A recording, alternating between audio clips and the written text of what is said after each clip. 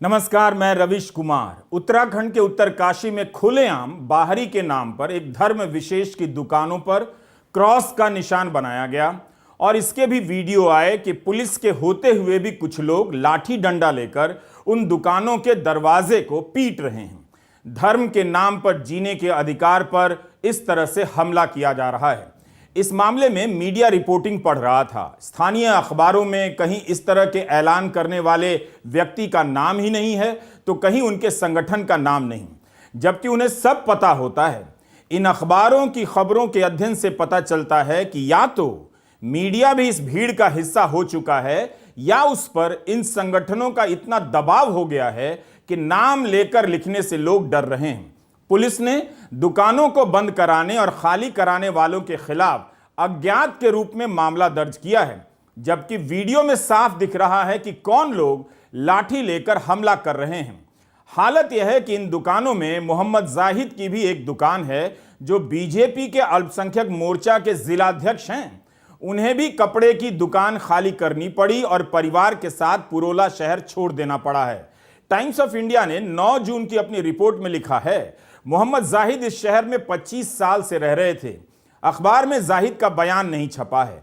जाहिद के साथ के दुकानदारों ने अखबार को बताया है कि जिलाध्यक्ष बनने से पहले मोहम्मद जाहिद बीजेपी के अन्य पदों पर भी रहे हैं। पार्टी के लिए मेहनत की, इसलिए जिलाध्यक्ष बनाया गया। यही नहीं, इन दुकानदारों में मुस्लिम समुदाय के 2 और लोग हैं जो अल्पसंख्यक मोर्चा के सदस्य हैं। यह लिखा है अखबार में। इस खबर में उत्तराखंड के अल्पसंख्यक मोर्चा के प्रदेश अध्यक्ष इंतजार हुसैन का बयान है कि हमारी सरकार शांति और सद्भावना के लिए काम कर रही है। क्या बीजेपी अल्पसंख्यक मोर्चा के प्रदेश अध्यक्ष इंतजार हुसैन के अनुसार शांति और सद्भावना यही है कि उनके समुदाय के लोगों की दुकानों के बाहर, उनके संगठन के जिलाध्यक्ष की दुकान के बाहर क्रॉस के निशान बनाए गए? देवभूमि रक्षा अभियान की तरफ से 15 जून तक दुकान खाली करने के पोस्टर लगाए गए? क्या इंतजार हुसैन बता सकते हैं कि देवभूमि रक्षा अभियान के कितने सदस्यों का नाम लेकर मुकदमा दर्ज हुआ है और गिरफ्तारी हुई है? अगर पुरोला में इतनी ही शांति और सद्भावना है तब प्रदेश अध्यक्ष इंतजार हुसैन को पुरोला जाना चाहिए और दिखाना चाहिए कि उनके अल्पसंख्यक मोर्चा के जिलाध्यक्ष मोहम्मद जाहिद ने अपनी दुकान खाली नहीं की है और ना शहर छोड़ा है, ना बाकी लोगों ने ऐसा किया है। यह पोस्टर देवभूमि रक्षा अभियान की तरफ से लगाया गया है। ऑल्ट न्यूज के मोहम्मद जुबैर ने दिखाया कि कैसे इस अभियान से जुड़े एक व्यक्ति का नाम नफरती भाषण के मामले में आ चुका है। 2021 में हरिद्वार में हुई धर्म संसद को लेकर सुप्रीम कोर्ट ने उत्तराखंड सरकार से सख्त सवाल पूछे हैं। इसकी परवाह किए बगैर देवभूमि रक्षा अभियान से जुड़ा यह शख्स राज्य के डीजीपी से मुलाकात की और अपनी तस्वीरें भी साझा कर रहा है।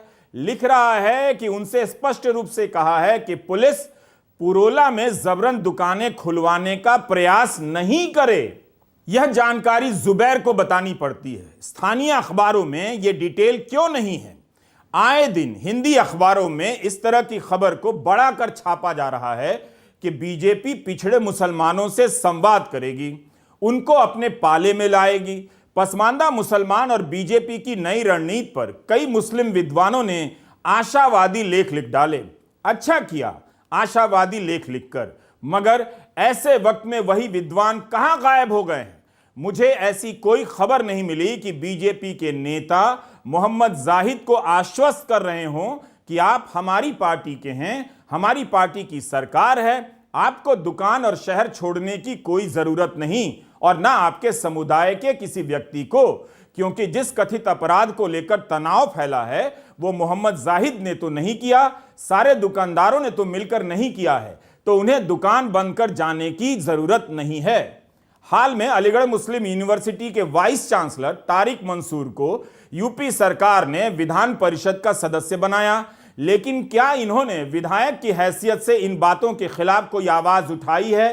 क्या तारिक मंसूर पुरोला गांव का दौरा करेंगे, देवभूमि रक्षा अभियान को समझाएंगे कि अपराधी तो जेल में है, जो दुकानदार हैं उन्होंने तो अपराध नहीं किया, तो उन्हें क्यों शहर से निकाला जा रहा है? दुनिया भर में अलीगढ़ मुस्लिम यूनिवर्सिटी के पूर्व छात्रों का संगठन है, काफी समृद्ध और सफल लोग हैं। वही क्यों नहीं तारिक मंसूर से सवाल पूछ लेते हैं। गरीब दुकानदारों को घर और दुकान छोड़कर भागना पड़ रहा है।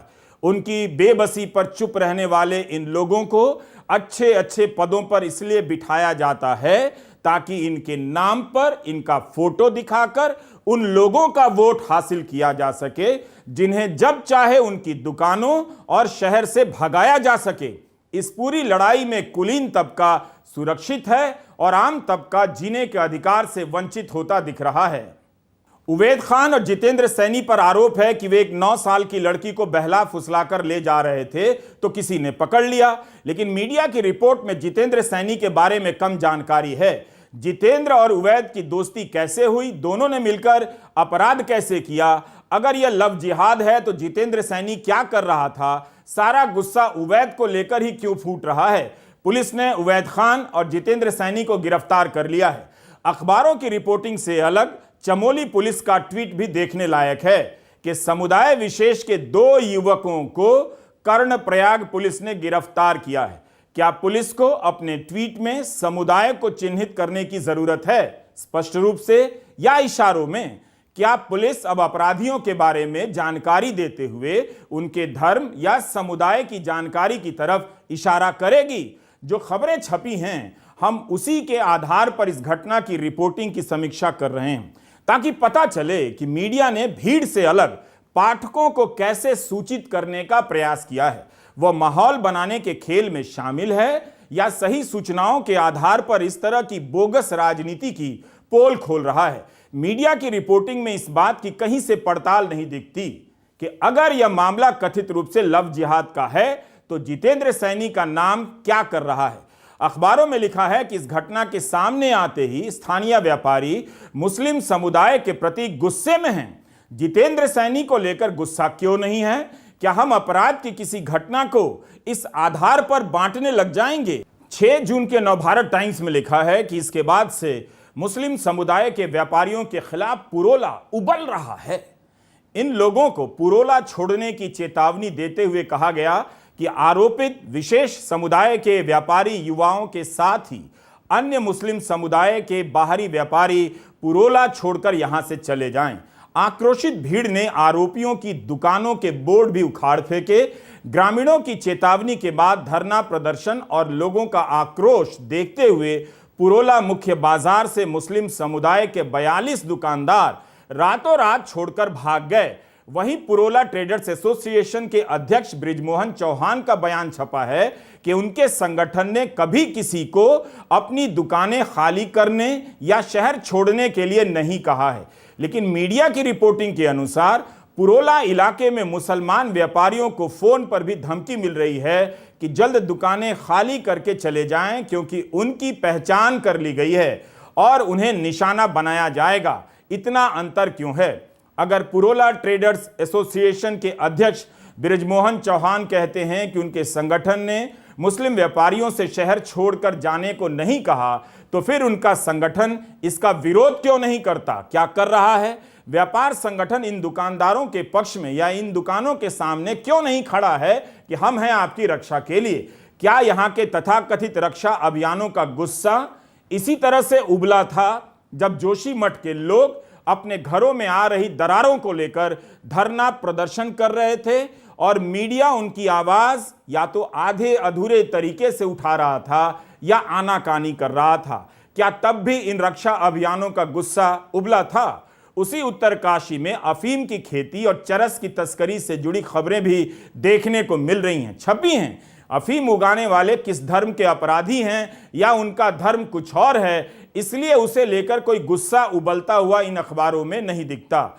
मणिपुर में मुख्यमंत्री बीरेन सिंह ने बयान दे दिया कि पहाड़ी इलाकों में अफीम की खेती हो रही है, किसी को नहीं छोड़ेंगे। इस बयान को लेकर कुकी समुदाय के लोगों को लगा कि उन्हें टारगेट किया जा रहा है। आप देख सकते हैं कि मणिपुर में अफीम की खेती के नाम पर एक समुदाय को टारगेट करने से वह कितना असुरक्षित है, वहां कितनी हिंसा हुई। उत्तरकाशी में अफीम की खेती के मामले में देवभूमि रक्षा अभियान की क्या भूमिका है?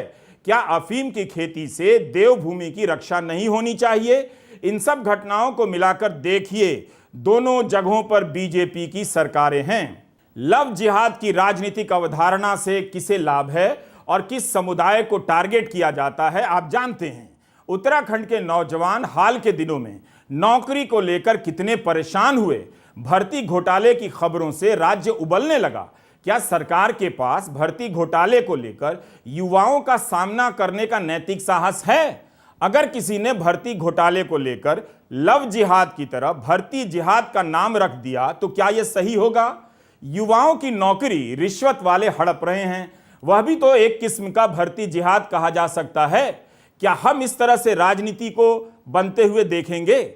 उत्तराखंड में 6 साल से बीजेपी की सरकार है, तब फिर वहां तथाकथित लैंड जिहाद कैसे बढ़ गया?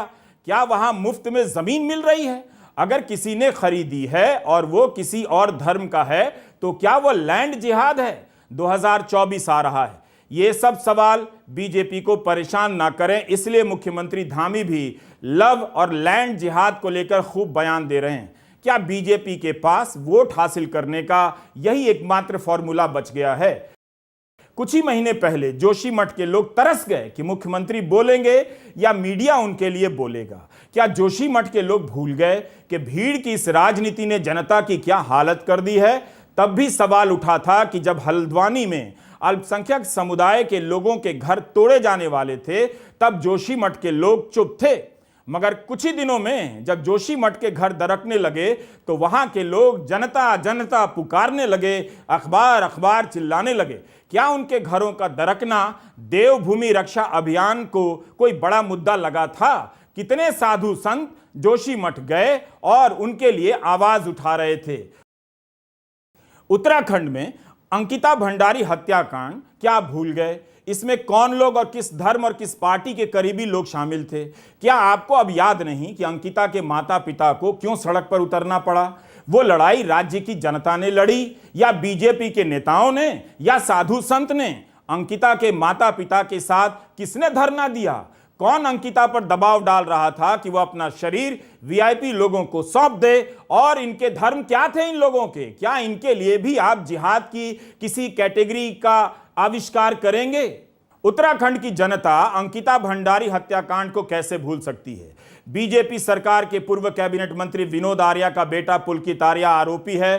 कौन से वीआईपी वहां आते थे जिसके लिए अंकिता को मजबूर किया जा रहा था? यह राज अभी सामने आना बाकी है। सितंबर 2022 में अंकिता की हत्या हुई और मार्च 2023 में चार्जशीट पेश कर दी गई। इस राज्य के कैबिनेट मंत्री का बेटा वीआईपी के लिए अंकिता भंडारी को मजबूर करने और उसकी हत्या के आरोप में बंद है।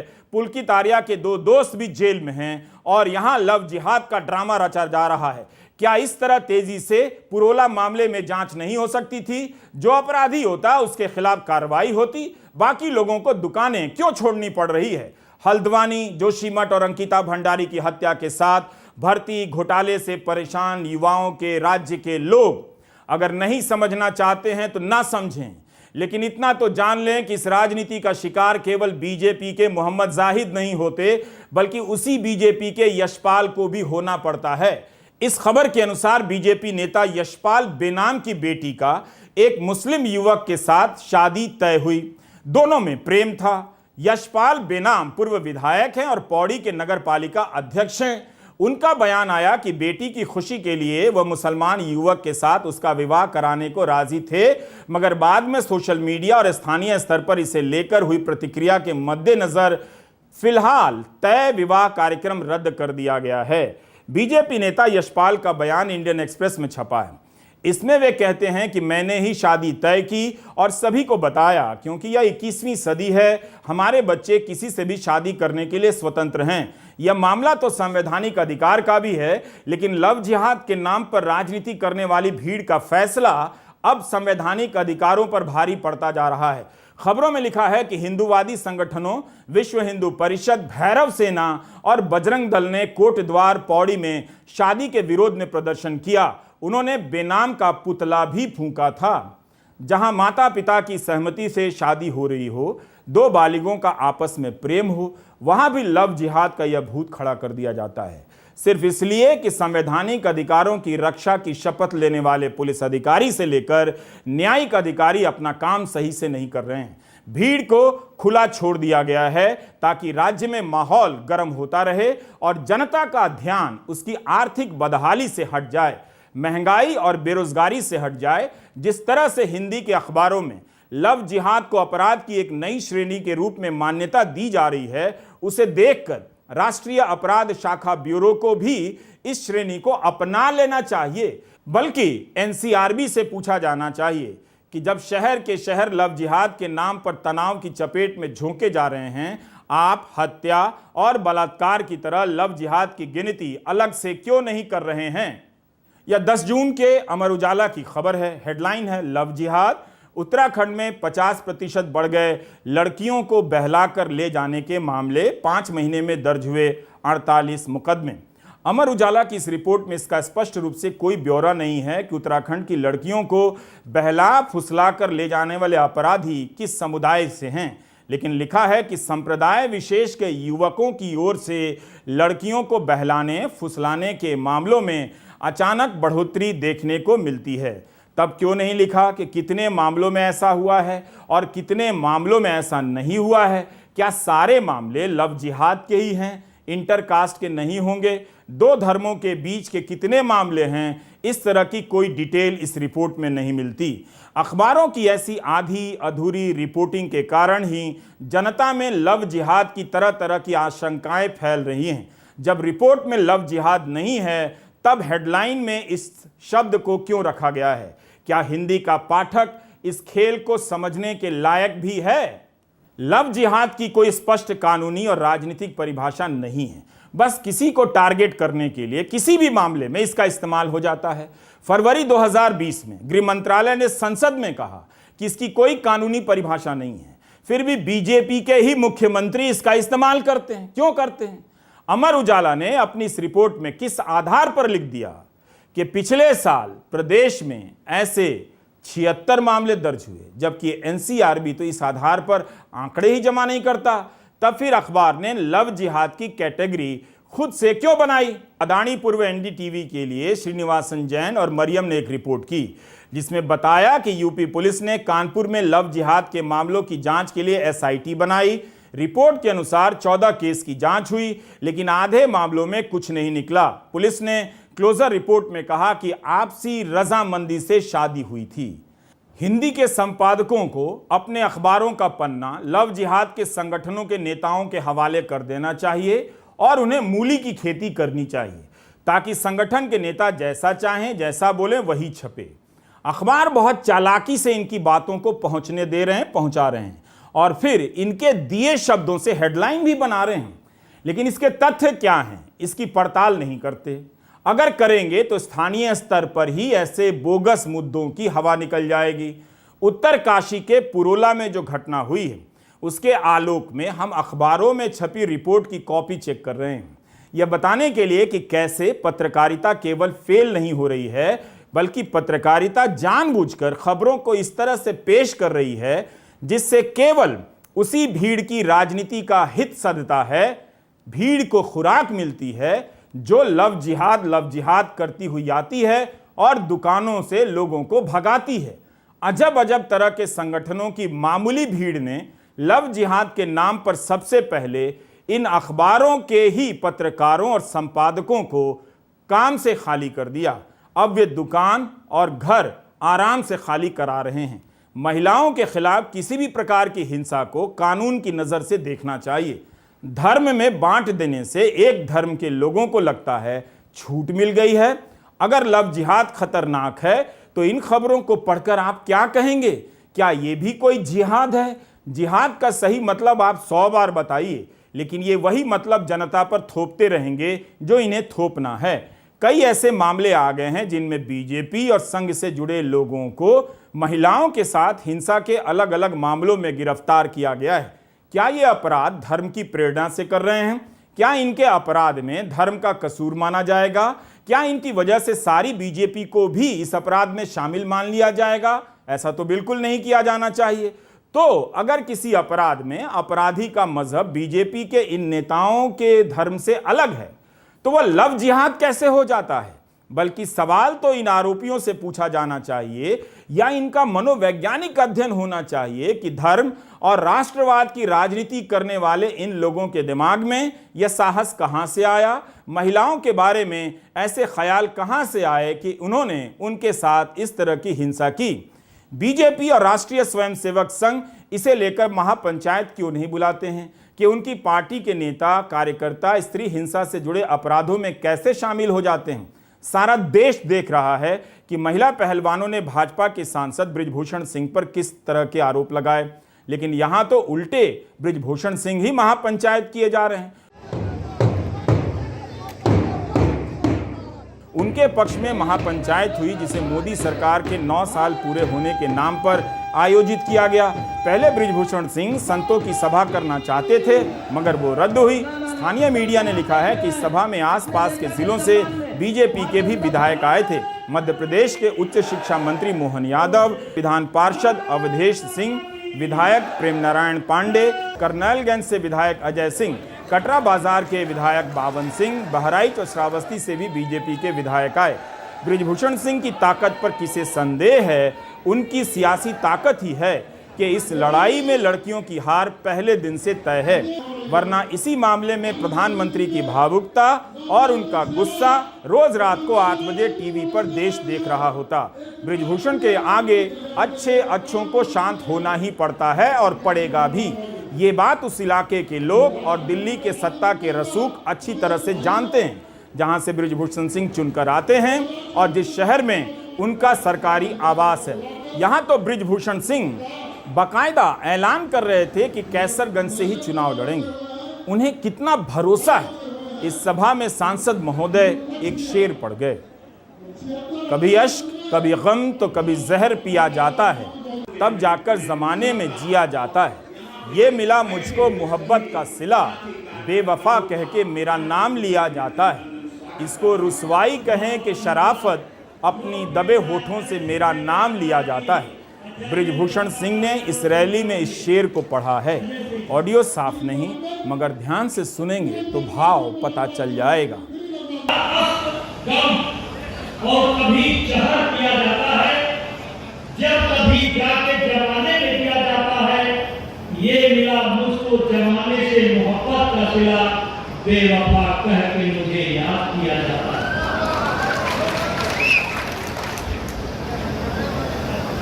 इसको रुसवाई कहे या शोहरत अपनी,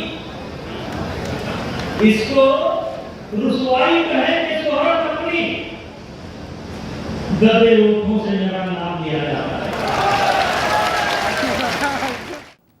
सांसद महोदय ने किस इरादे से ये शेर पढ़ा वही जानते हैं, मगर जिस वक्त उन पर महिला पहलवानों ने संगीन आरोप लगाए हैं वैसे समय में इस शेर का इशारा कहीं और पहुंच जाता है। यह उन खिलाड़ियों का घोर अपमान भी है, बल्कि सीधे सीधे चुनौती है जिन्होंने सांसद बृजभूषण सिंह पर आरोप लगाए हैं। ये मिला मुझको मोहब्बत का सिला, बेवफा कह के मेरा नाम लिया जाता है। ये किसकी तरफ कहा जा रहा है? इसको रुसवाई कहें कि शराफत, अपनी दबे होठों से मेरा नाम लिया जाता है। इसी शेर को लेकर प्रधानमंत्री मोदी से सवाल कर दिया जाए कि महिला पहलवानों ने आपके सांसद पर गंभीर आरोप लगाए हैं और वे इस तरह के शेर पढ़ रहे हैं कि दबे होठों से मेरा नाम लिया जाता है, इसको रुसवाई कहूं या शराफत अपनी, तो यकीन जानिए प्रधानमंत्री मोदी अपनी प्रेस कॉन्फ्रेंस से उसी वक्त उठकर चले जाते। वैसे उन्होंने 9 साल से खुली प्रेस कॉन्फ्रेंस नहीं की है। सोचिए इस शेर को सुनकर विनेश और साक्षी को कैसा लगा होगा।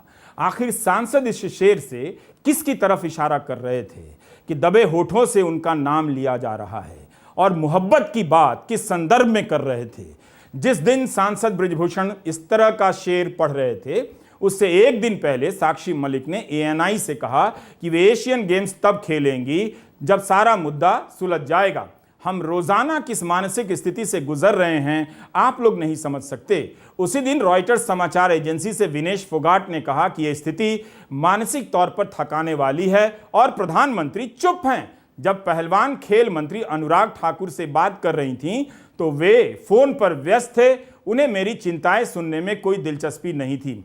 विनेश ने इस साक्षात्कार में कहा कि बृजभूषण सिंह ने कैंपों और टूर्नामेंट्स में हर छेड़खानी करने का हर संभव प्रयास किया है। रॉयटर्स ने उनका बयान छापा है कि वे भी पीड़िताओं में से एक हैं। उन्होंने कहा कि जब से प्रदर्शन करने का साहस जुटाया है तब से केवल घोर अपमान का एहसास हुआ है। बृजभूषण सिंह का इस हालात में रैली प्रदर्शन करना एक तरह से चुनौती देना है। मोदी सरकार के 9 साल होने पर बृजभूषण सिंह रैली कर रहे हैं और बीजेपी के विधायक साथ दे रहे हैं। यह बताता है कि इन्हें ऊपर से कितना सपोर्ट रहा होगा, वरना ऐसा हो ही नहीं सकता कि पार्टी के विधायक उनकी रैली में जाते और वे फिर से चुनाव लड़ने का ऐलान इतनी मजबूती से कर देते। वीडियो लंबा है, लंबा होना ही था, इसलिए आपको पूरा देखना पड़ेगा। उत्तराखंड में जो हो रहा है उसका पैटर्न समझिए। एक समुदाय के जीने के अधिकार पर हमला हो रहा है। YouTube के कॉपीराइट और हिंसा से जुड़े नियम उसके वीडियो दिखाने से रोकते हैं जो सोशल मीडिया पर वायरल हैं। हमारे पास घटनास्थल से स्वतंत्र रूप से हासिल किया गया वीडियो नहीं था, इसलिए हमने सोचा कि वहां के अखबारों की कॉपी चेक कर आपको बता दें। अगर वे अपना काम सही तरीके से कर रहे होते तो मुझे इस वीडियो को बनाने की ज़रूरत नहीं होती और वीडियो बनाने के लिए उनकी घटिया कॉपी और रिपोर्टिंग की समीक्षा नहीं करनी पड़ती। अफसोस कि पत्रकारिता ने हिंसा करने वालों को इतनी छूट दे रखी है, मुझे बुरा लगता है। उन पत्रकारों के लिए भी जिनके पास इन सब की बेहतर क्षमता है, मगर अब वे बिना स्याही वाली कलम से लिखने के लिए मजबूर किए जा रहे हैं। इन खबरों में दुकान छोड़ने वालों की बेबसी कहीं नहीं है। इसका जवाब है कि क्यों उनकी बेबसी नहीं है। अच्छे पत्रकार अपने पेशे से इसी तरह बेदखल कर दिए गए हैं। वे अपनी बेबसी लेकर कहां जाएं? इसलिए वे इस भीड़ का हिस्सा होते जा रहे हैं जो दूसरों को घरों और शहर से खाली करा रही है।